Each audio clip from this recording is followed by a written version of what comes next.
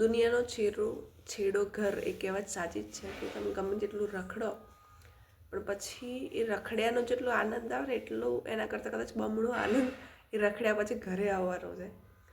3 દિવસ બહુ મજા કરી, ફર્યા, રખડ્યા જેસલમેરમાં, બરાબર, બધું બરાબર મજા કરી, ખાધું પીધું બધું જોયું, શોપિંગ કરી, પણ પાછું ઘરે આવવાનું અને ઘરે આવીને જે 1 કલાકની ઊંઘ કરીને ગજબ ભાઈ.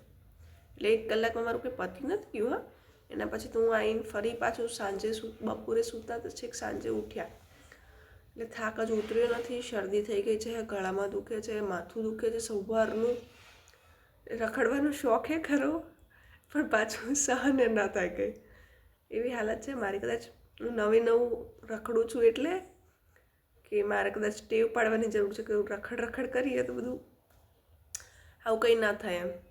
એટલે સારો 2026નું શરૂઆત રહી કે ભાઈ જાન્યુઆરીમાં એક ટ્રીપ થઈ ગઈ, ફેબ્રુઆરીમાં કંઈ આશા છે નહીં, માર્ચમાં હજુ પ્લાન કરીએ છીએ, જોઈએ બસ 2026 કેવું ધમાકેદાર ચાલે છે.